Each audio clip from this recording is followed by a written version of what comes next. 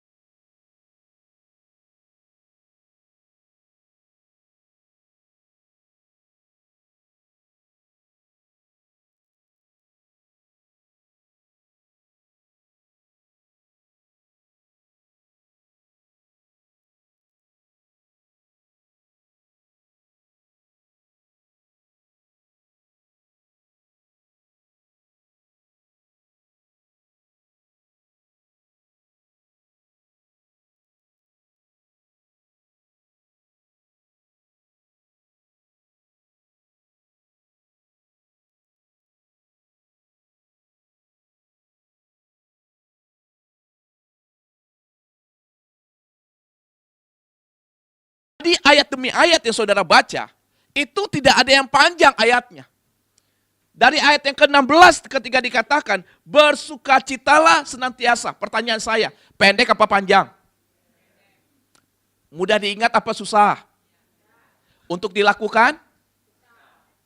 Cepet amat jawabnya. Bersukacitalah senantiasa. Susah nggak dihafalnya? Gampang banget, betul nggak saudara? Betul ya? Tapi untuk dilakukan, tunggu dulu kan gitu kira-kira ya. Betul saudara? Nah, Rasul Paulus memberikan 7 perintah pendek. Tapi masing-masing membentuk gaya hidup rohani kita saudara. Supaya apa? Supaya memiliki gaya hidup rohani yang matang. Gaya hidup rohani yang kokoh dan berbuah.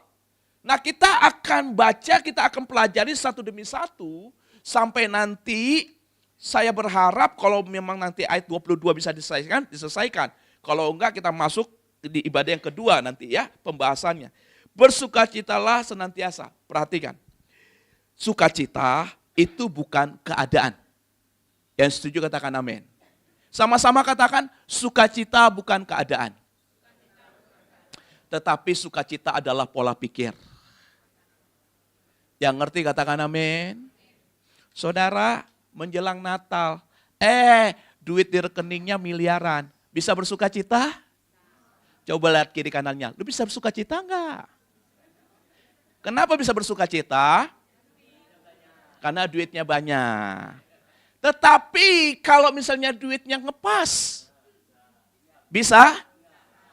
Uangnya tidak ada.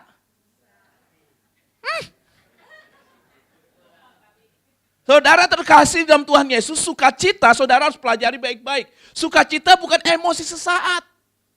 Sukacita itu bukan ketika seseorang yang sedang jatuh cinta, sekedar melihat seseorang yang dia kasih, dia datang. Habis itu happy. Bukan. Sukacita bukan ketika saudara mendapatkan bonus. Bukan. Itu cuma sesaat. Tetapi sukacita orang percaya, saudara perhatikan. Aku bersukacita, yang pertama saudara perhatikan dan catat baik-baik. Karena ada pertumbuhan dalam keselamatan. Yang ngerti katakan amin. Kita pelajari baik-baik. Kenapa aku bersukacita? Pertama, karena ada keselamatan. Keselamatan itu artinya begini saudara. Kapan saudara pertama kali bertobat? 10 tahun yang lalu. 15 tahun yang lalu. 5 tahun yang lalu. Atau 3 tahun yang lalu. Coba lihat. Selama 10 tahun, 25 tahun, 5 tahun, bahkan 2 tahun yang lalu, sampai hari ini, keselamatan yang saudara miliki, itu ada pertumbuhannya enggak? Kalau tidak ada pertumbuhannya, jangan-jangan sukacita yang saudara miliki, sukacita yang saudara harapkan, hanya sebatas memuaskan hawa nafsumu. Karena sukacita yang saudara miliki dalam Tuhan, itu harusnya bertumbuh Pak. Artinya gimana? Waktu awal belum bertobat, ini aku hidupnya penuh dengan kutuk. Waktu belum bertobat, hidupnya ini susah terus. Sebelum bertobat kayaknya kena sakit penyakit terus. Nah, ketika sudah bertobat, keselamatan itu harusnya progres. Dari hidup yang punya kutuk, berubah menjadi berkat. Yang dulu susah berubah menjadi senang. Yang dulu miskin berubah menjadi kaya. Yang tadinya kena sakit penyakit terus berubah menjadi kesembuhan. Yang tadinya gagal dan gagal terus berubah menjadi keberhasilan. Itu namanya sukacita. Yang ngerti katakan amin. Cek hidup saudara. Jangan sampai saudara bilang gini, sekedar bersukacita tapi dari dahulu sekarang sampai selama-lamanya hidup tidak mengalami perubahan. Keselamatan yang saudara alami tidak pernah mengalami keselamatan yang benar-benar datangnya itu ada perubahan, ada terobosan, ada breakthrough dalam kehidupan saudara. Pak, Bu, saudara terkasih dalam Tuhan Yesus. Sukacita yang pertama saudara harus pahami, yaitu ada pertumbuhan dalam keselamatan. Tidak ada tuh orang bersukacita karena gagal. Setuju? Ada orang sukacita, yes gue happy banget, kenapa? Hidup keluarga gue makin hari makin miskin. Ada yang bersukacita begitu saudara? Gue bersukacita banget, kenapa? Karena kutuk dalam keluarga gue gak pernah selesai. Ada? Enggak. Dia bersuka cita karena apa saudara? Karena dia punya pola pikir bahwa ketika dia bertobat, dia percaya bahwa Tuhan akan menyelamatkan keluargaku. Tuhan akan menyelamatkan seluruh isi keluargaku. Tuhan akan menyelamatkan seluruh hal dalam kehidupanku. Kenapa? Karena keselamatan Tuhan berikan dalam kehidupannya. Yang setuju katakan amin. Yang kedua, sukacita artinya saudara, karena ada hadirat Allah. Amin. Saudara bersukacita karena ada hadirat Allah. Jangan bersukacita karena harta yang kau miliki sekali lagi. Jangan bersukacita atas hal-hal yang sifatnya duniawi. Tapi bersukacitalah karena Allah hadir dalam setiap musim dalam kehidupanmu. Sehingga apa yang terjadi saudara? Sekalipun saudara berada di dalam badai yang kencang, saudara tetap bersukacita. Kenapa? Karena di dalam badai itu ada Tuhan yang akan menyelamatkan. Sekalipun saudara sedang menghadapi satu tantangan yang besar, saudara tetap bersukacita. Kenapa aku bersukacita? Karena aku percaya, karena Tuhan turut bekerja dalam segala hal untuk mendatangkan kebaikan. Kenapa aku bersukacita? Saudara, yang terakhir, poin yang ketiga dalam sukacita, karena janjinya tak pernah berubah. Seandainya orang Kristen paham akan hal ini, maka sukacitanya bukan sukacita karena keadaan. Tapi sukacitanya karena sukacita pola pikir yang berbeda. Bapak, Ibu, Saudara terkasih, sebentar lagi kita akan merayakan Natal. Ajar keluargamu, ajar keluargamu, ajar hidupmu, ajar setiap orang yang kau temui, supaya memaknai sukacita Natal bukan berdasarkan materi. Bukan berdasarkan pakai baju baru atau sepatu baru atau tidak pakai sepatu baru. Tetapi ajarkan kepada suami, istri, anak-anak, orang tua, bahwa sukacita Natal yang kita terima, karena aku dan seisi keluargaku diselamatkan oleh Tuhan. Amin saudara. Ketika ini saudara pahami, maka apa yang terjadi? Keselamatan apa yang Tuhan berikan dalam kehidupanku ya? Oh, keluargaku dari tadinya keluarga yang hidup dalam dosa, diubahkan hidup yang diselamatkan. Karena satu orang bertobat di dalam keluarga, seisi rumah akan diselamatkan. Ternyata sukacita saudara, bukan karena segala sesuatu sudah terjadi baik. Tetapi sukacita yang saudara rasakan, saudara alami, karena saudara percaya segala sesuatu akan mendatangkan kebaikan. Saya ulangi sekali lagi. Saudara bersukacita bukan begini, karena semuanya sudah baik-baik saja. Bukan. Tetapi karena saudara percaya, di tengah-tengah keadaan yang tidak baik, di tengah-tengah keadaan yang mencemaskan, di tengah-tengah keadaan yang mengkhawatirkan, bahwa Allah akan turut bekerja untuk mendatangkan kebaikan. Yang ngerti katakan amin. Pak, Bu, beda orang yang bersukacita karena dia lihat semuanya sudah baik-baik saja, sama orang yang bersukacita karena dia percaya semua akan baik-baik saja. Kalau saudara bersukacita karena sudah lihat rekeningmu ada miliaran, jangankan jadi anak Tuhan, jadi anak-anak dunia juga bisa.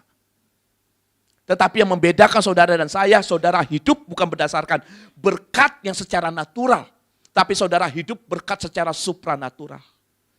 Pak, hidup yang paling bahagia bersukacita itu adalah ketika saudara paham, ketika saudara tahu bahwa orang yang saudara kasihi itu menyelamatkan saudara. Amin saudara. Saya sudah pernah saksikan di tempat ini. Bagaimana saya sama keluarga lagi butuh dana untuk biaya kuliah anak saudara. Butuh biaya kuliah anak, 2 orang anak harus bayar. Kejadian di hari Kamis, istri saya bilang, Pak, kita butuh uang kuliah anak. Berapa, Mak? Sekian. Saya tinggal bilang, Mama berdoa, Papa bertindak, biar Tuhan berkehendak. Anak-anak tinggal bilang, takbir. Karena harus bersukacita, Pak. Kalau ada uangnya bersukacita, gampang. Tapi kalau tidak ada uangnya bersukacita, itu perlu pola pikir yang benar. Nggak mungkin saudara bersukacita sekedar ketawa. Itu sekedar happy namanya. Tapi bersukacita karena saudara percaya Tuhan akan turut bekerja dalam segala hal untuk mendatangkan kebaikan. Gimana caranya? Kita nggak tahu. Tetapi firman Tuhan, ini adalah ilham. Firman Tuhan, ini adalah pedoman dalam kehidupan kita. Firman Tuhan nggak pernah cacat. Firman Tuhan nggak pernah gagal. Firman Tuhan ya dan amin. Makanya saudara, orang yang bersukacita karena apa? Sekali lagi saya katakan, karena dia tahu bahwa Allah akan bekerja untuk mendatangkan kebaikan dalam kehidupannya. Maka ketika itu terjadi saudara, tiba-tiba satu orang teman yang lama saudara, telepon, "Shalom Pak Pendeta, shalom. Udah lama nih gak ngopi Pak Pendeta." "Iya Pak, ngopi yuk Pak." Nah saya sama orang ini sebenarnya agak-agak males ketemu. Karena agak pelit Pak. Tapi maunya banyak. Kalau udah mau konseling, mau sharing saudara, mau bertanya, banyak banget ceritanya saudara. Kadang bisa seharian. Nah waktu dia mau ketemu, saya bilang, aduh mau ketemu lagi. Saya bilang sama istri saya, "Ma, si ini mau ketemu, gimana Ma?" "Ya udah Papa mau gimana?" Sebenarnya di hati sih nggak mau. Terus, tapi kayaknya didorong suruh ketemu. Ya udah ketemulah Pak, mungkin dia lagi punya beban berat. Mungkin dia perlu didoakan. Ya udahlah, tugas kita sebagai hamba Tuhan. Akhirnya ketemu, "Oke, ayo ketemu." "Bapak mau ketemu di mana?" kata dia. Saya cari ketemuan tempat makan yang nggak bayar parkir. Karena pada waktu itu di ATM-nya cuma ada 4.500 Pak. Demi Allah saudara. Nah saya cari supaya tidak ada ATM, supaya tidak ada parkirannya. Saya bilang, "Oh ketemu aja di Gading Serpong." Nah di daerah Gading Serpong itu banyak tempat makan enak, parkirannya itu kadang nggak bayar. Karena nggak pakai tiket. Kalau saudara mau cari tempatnya, ajak saya, nanti saya kasih tahu. Nah singkat cerita si bapak bilang gini, "Pak, jangan di Gading Serpong, di Alam Sutra aja." Nah lu, di Alam Sutra saudara susah sekali cari tempat makan yang tidak ada bayar parkir. Rata-rata bayar. Tapi saya bilang, "Ya udah terserah deh Pak." Dia pilih saudara tempatnya. Waktu dia pilih tempatnya, tempat yang dia pilih nggak ada tempat parkirnya saudara. Saya bilang, puji Tuhan.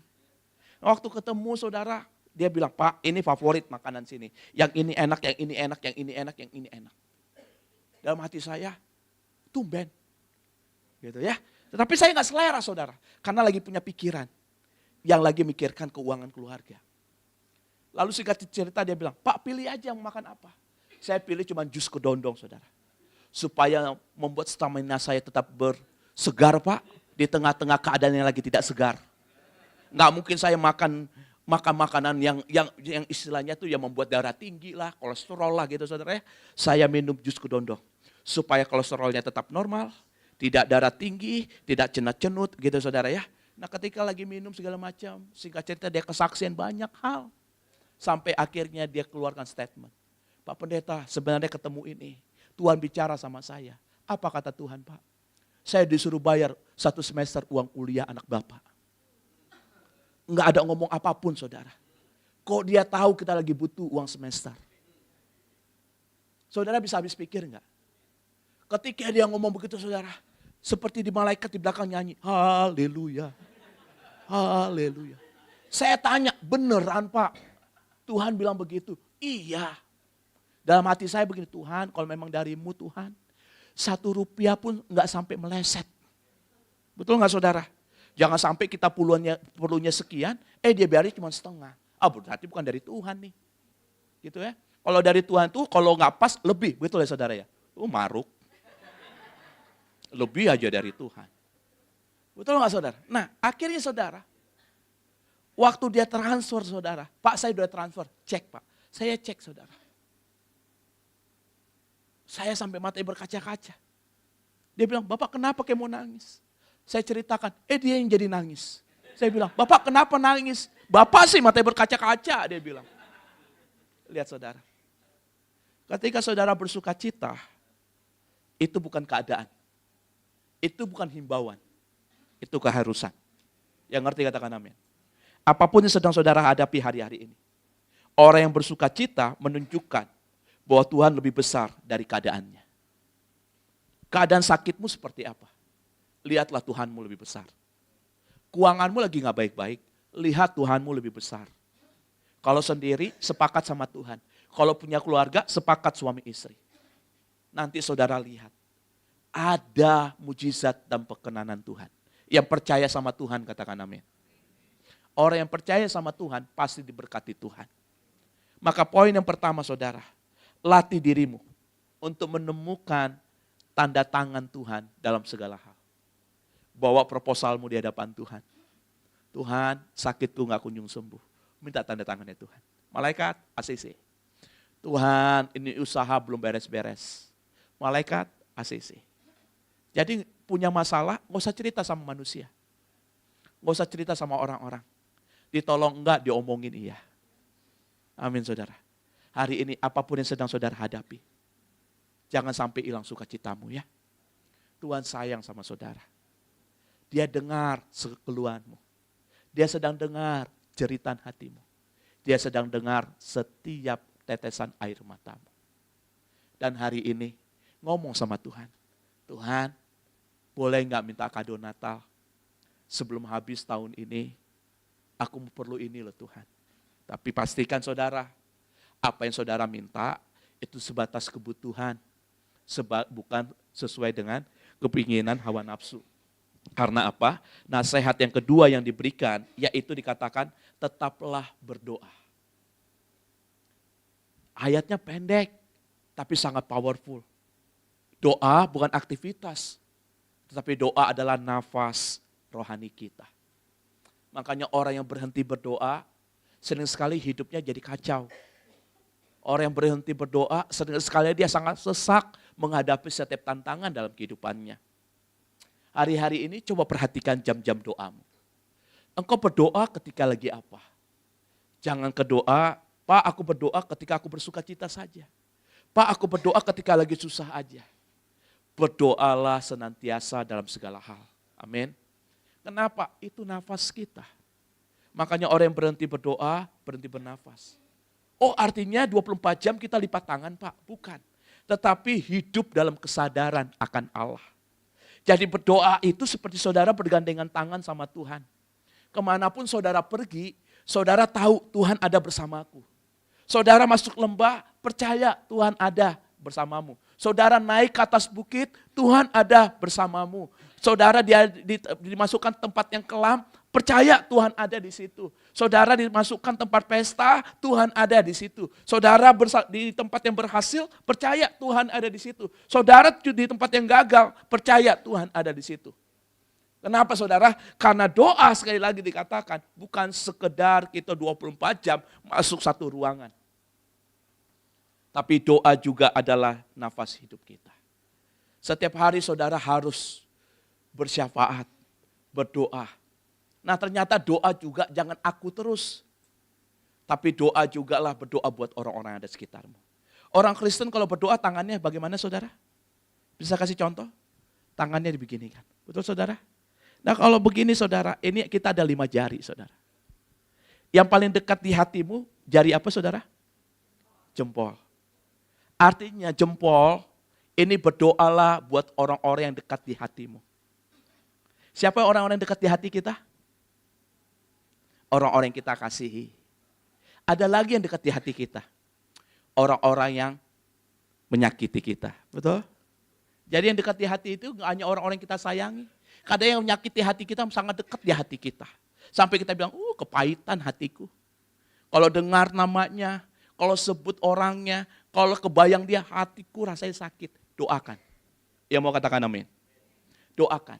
Lalu yang kedua, jari telunjuk. Berdoa kepada pemimpinmu. Gembala, pemimpin dalam perusahaan. Doa. Yang ketiga, jari tengah. Doa dengan pemimpin-pemimpin bangsa, pemimpin negara. Ketiga, jari manis, jari yang paling lemah dikatakan. Doain orang-orang yang lemah, yang lagi sakit, lagi beban berat. Baru yang terakhir, jari kelingking. Yaitu berdoa buat dirimu sendiri. Gak bisa jadi orang yang egois.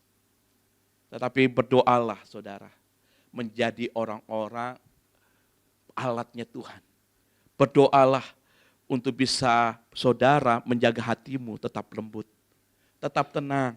Tetap terarah kemanapun saudara pergi. Satu hal lagi saudara. Tentang berdoa yang saya dapatkan saudara. Orang Kristen itu doa seperti lagu sekolah minggu. Lipatlah tangan, tutuplah mata. Betul saudara? Nah rupanya saudara saya ambil saudara. Kalau saudara sebelum menaikkan permintaanmu, permohonanmu kepada Tuhan, perhatikan baik-baik. Ketika kita berdoa, lipatlah tangan, tutuplah mata, tundukkan kepala. Pertama, lipat tangan berbicara tentang keinginan-keinginan daging. Ketika saudara berdoa, bereskan dulu yang berkaitan dengan keinginan-keinginan dagingmu. Jangan berdoa sambil menenteng dosa. Jangan berdoa sampai membawa segala hal, yaitu kedaginganmu. Yang kedua, tutup mata. Berdoalah menyelesaikan terlebih dahulu segala hal keinginan-keinginan matamu. Karena mata adalah pusat penyembahan. 1 kali 24 jam matamu tertuju kemana? Maka itulah penyembahanmu. Kalau matamu tertuju kepada handphone terus, kepada TikTok terus, maka saudara akan menjadi yang namanya itu penyembahanmu selalu TikTok.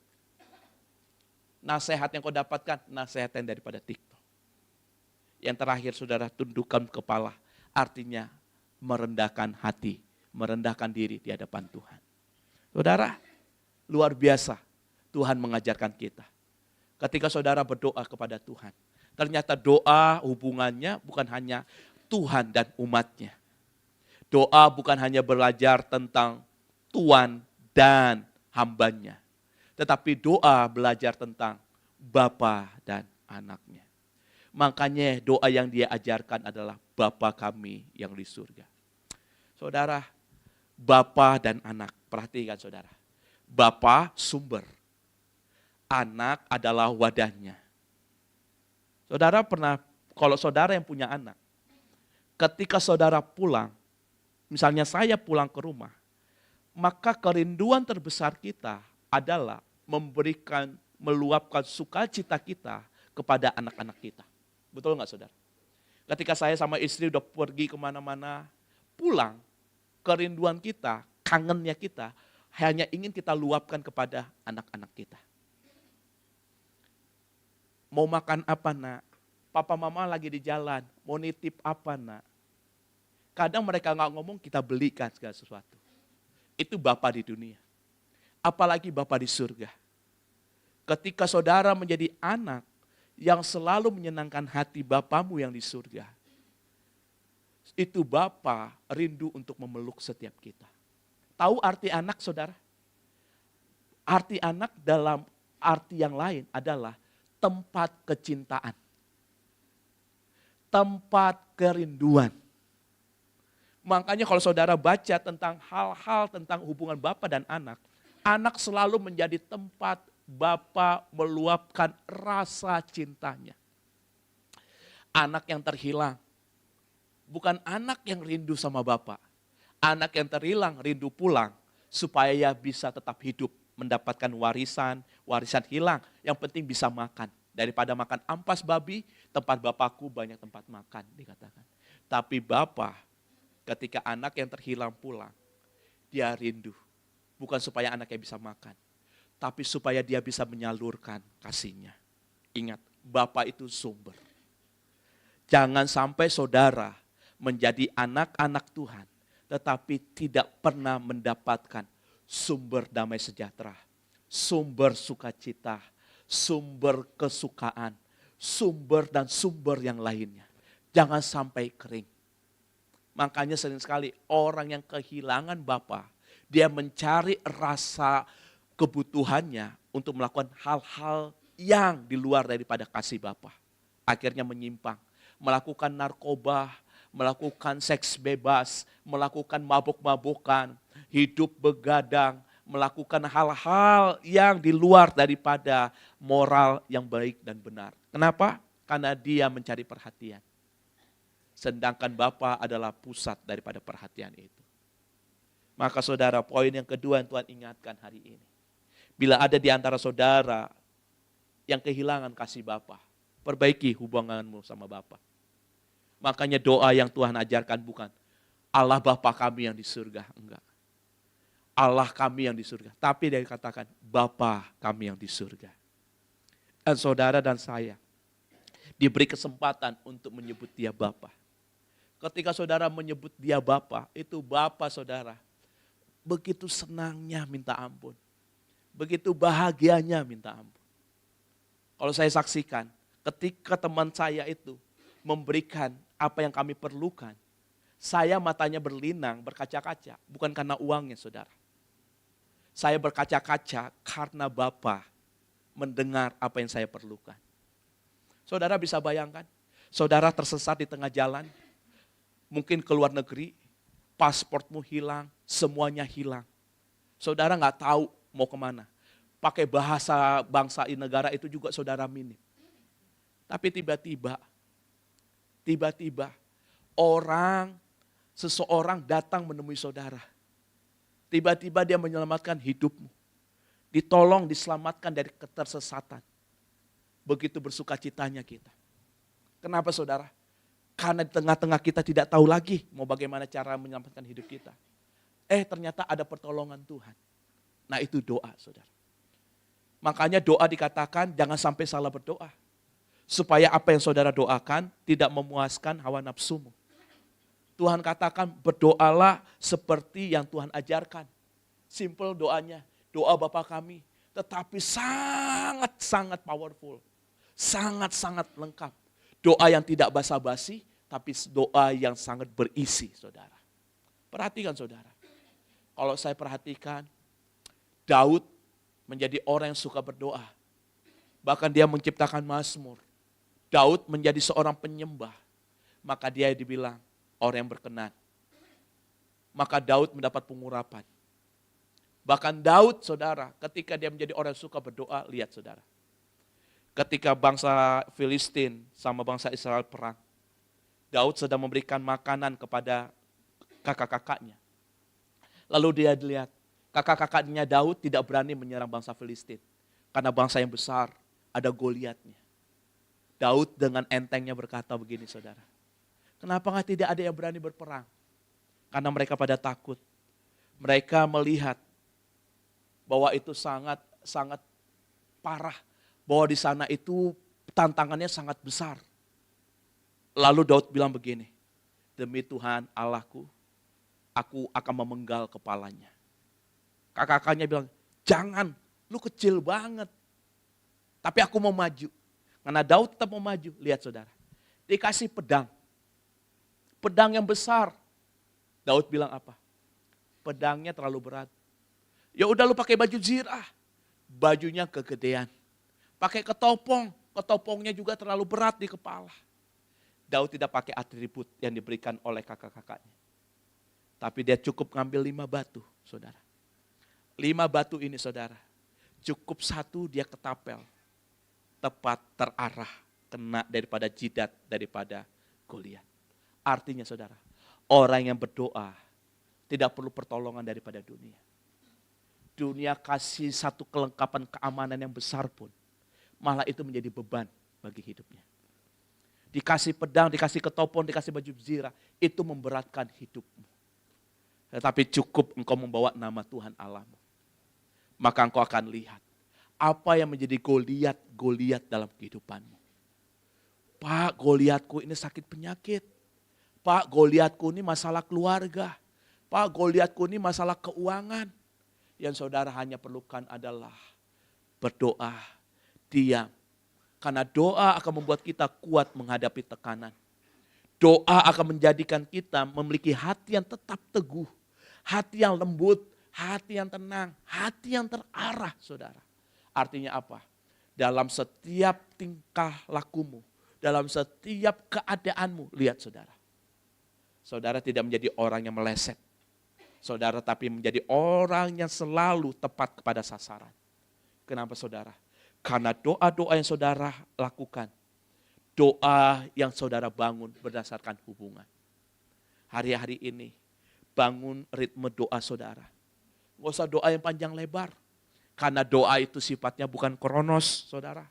Tapi doa itu sifatnya kairos. Saudara tahu artinya? Kronos itu waktunya dunia. Kita disuruh doa 2 jam, saudara. Ayo masuk menara doa 2 jam. Baru lihat jam, wah baru 5 menit. Gua kira 5 menit lagi selesai.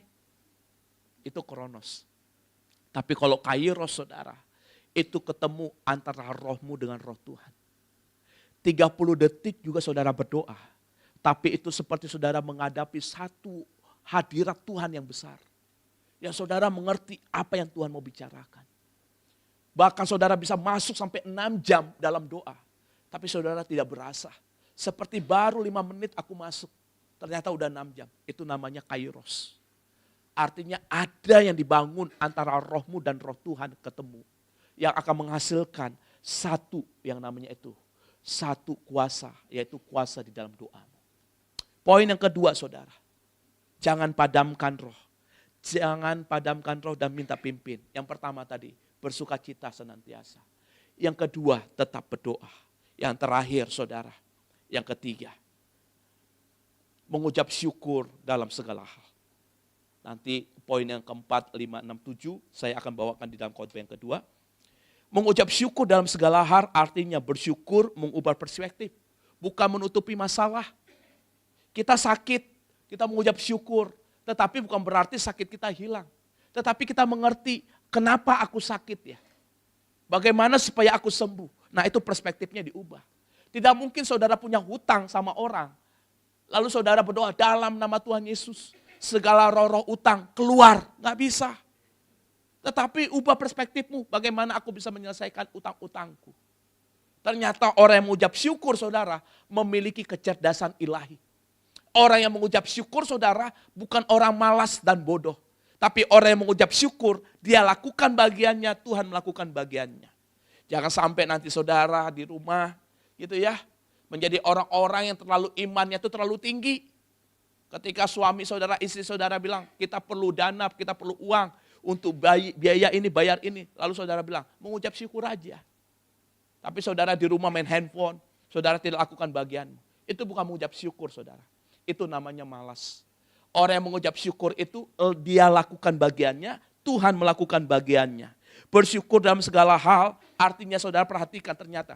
Bersyukur dalam segala hal, bukan untuk segala hal.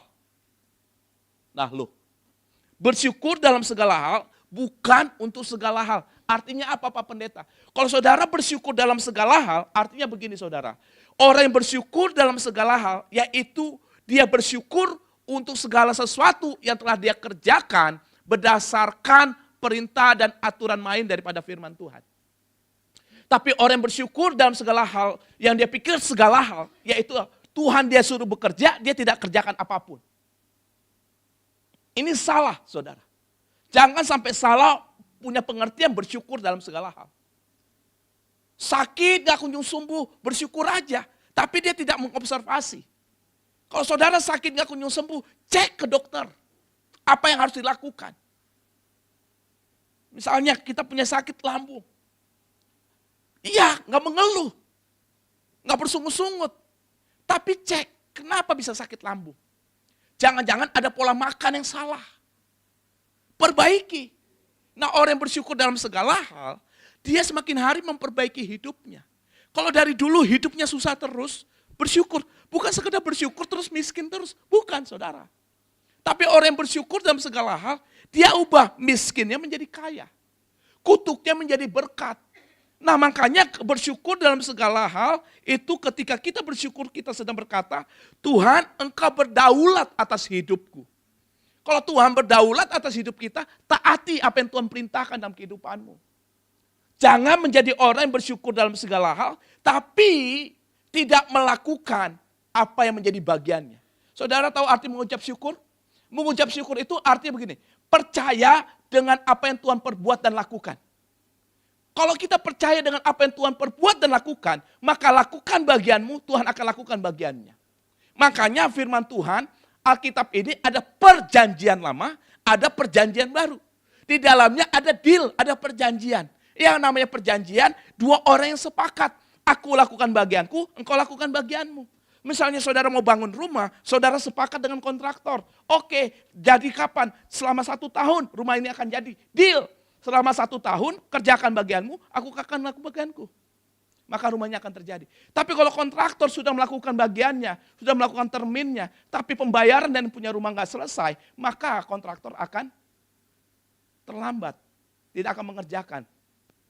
Tetapi yang punya rumah juga, dia sudah lakukan bagiannya, sudah bayar, tapi pembangunan yang nggak sesuai dengan perjanjian, maka rumahnya tidak akan bisa selesai. Begitu juga dengan Tuhan. Ketika saudara katakan, Tuhan, aku mengucap syukur dengan sakitku.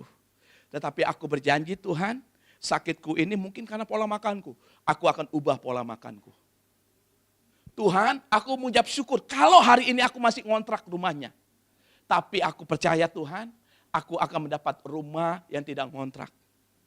Lakukan bagianmu, Tuhan akan lakukan bagian. Jangan mengucap syukur aja, tapi main handphone. Mengucap syukur aja, main game online. Mengucap syukur aja, ngurung terus di kamar. Nggak bisa. Tapi orang yang mengucap syukur, dia memiliki kecerdasan ilahi. Orang yang bersyukur, hidup lebih damai, saudara. Orang yang mengucap syukur itu positif dan kuat. Hari ini tuliskan 3 hal. Apa yang harus saudara syukuri dan apa yang harus saudara lakukan. Karena dengan saudara melakukan ini, maka pimpinan dan penjagaan daripada Roh Kudus bukan sekedar, saudara, bukan sekedar sekali lagi, bukan sekedar hanya berasa hadirat Tuhan, merinding, bahasa roh. Tetapi orang yang dipimpin dan dijaga oleh Roh Kudus, ada namanya berakar, bertumbuh, dan berbuah. Yang ngerti katakan amin. Maka kehidupan saudara hari-hari ini, cek. Jangan sampai kehidupan kekristenanmu dihina, jangan sampai kekristenanmu direndahkan, jangan sampai kehidupan kekristenanmu tidak dihargai. Karena Tuhan yang saudara sembah, dia rela mati di atas kayu salib, dia rela datang ke dunia ini, bahkan dia berikan Roh Kudusnya. Roh Kudus yang menciptakan langit dan bumi, Roh Kudus yang selalu ada dalam kehidupan saudara dan saya.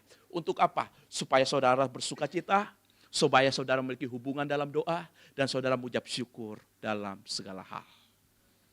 Kiranya firman Tuhan hari ini memberkati setiap kisah. Kasih tepuk tangan bagi nama Tuhan. Mari bangkit berdiri bersama-sama saudara. Haleluya. Saya tidak tahu apa yang sedang saudara alami. Tapi hari ini kuat Tuhan berbicara. Sering sekali kita padam rohnya. Sering sekali kita tidak dipimpin oleh Roh Kudus. Karena kita kehilangan sukacita. Dan kita menjadi orang-orang yang susah dan malas berdoa. Bahkan dalam mulut kita yang keluar hanya cuma kata keluh kesah, bahkan makian. Tidak pernah mengeluarkan kata-kata berkat. Tidak pernah mengucap syukur. Tetapi hari ini ada 3 hal yang Tuhan ingatkan. Minta sukacita daripada Tuhan. Minta roh doa untuk hidup dalam kehidupanmu. Dan cabut setiap perkataan-perkataan yang mengutuki hidupmu, mengutuki keluargamu, mengutuki masa depanmu, mengutuki pekerjaanmu.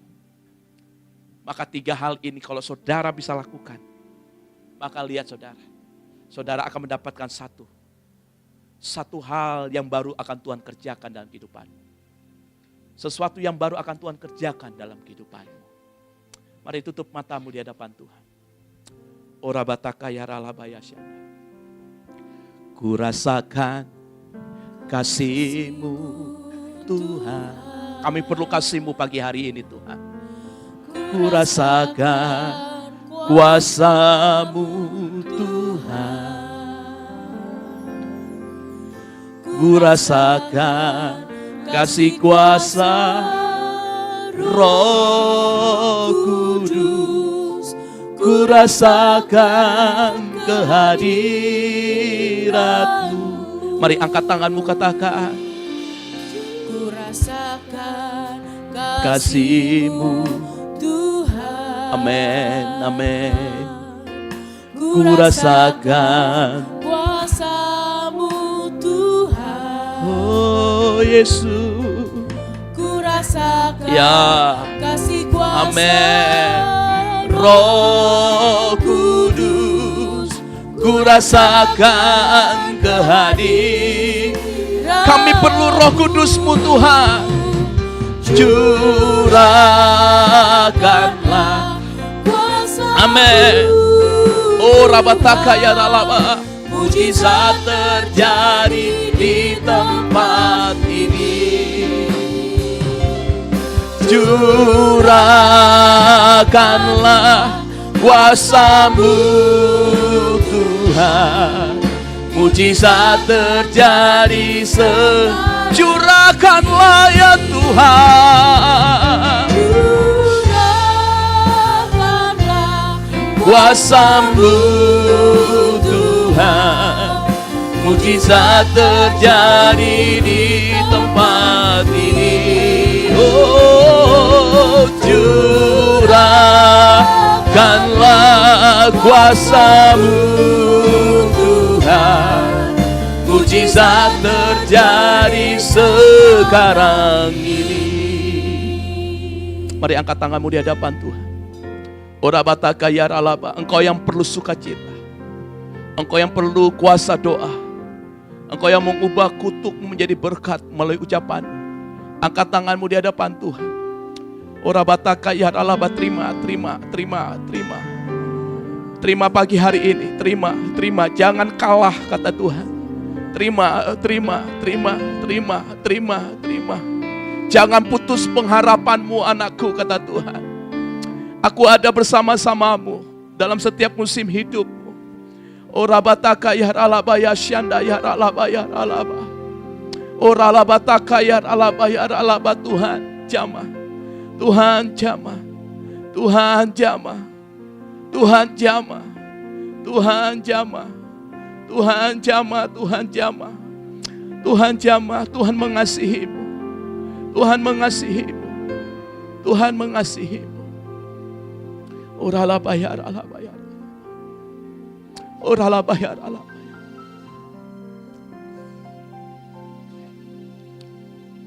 Bila ada di antara saudara yang hari ini sedang menghadapi satu kebimbangan, satu keputusasaan, hari ini dengar, Tuhan belum selesai atas hidupmu. Tuhan mengasihimu. Tuhan menyayangimu. Ubah duka citamu menjadi sukacita. Miliki roh doa. Mengucap syukur dengan mata rohani. Maka engkau akan melihat mujizat demi mujizat akan engkau alami dalam kehidupanmu. Terima kasih ya Tuhan. Tuhan urapi tangan-tangan yang terangkat. Ora bataka ya alaba ya. Mari terima pengurapan Tuhan pagi ini. Ora bataka ya alaba ya. Syanda ya alaba ya alaba ya. Syanda ya alaba bataka ya. Terima kasih Tuhan. Terima kasih ya Tuhan. Terima kasih ya Tuhan. Curahkan kuasa-Mu Tuhan, mujizat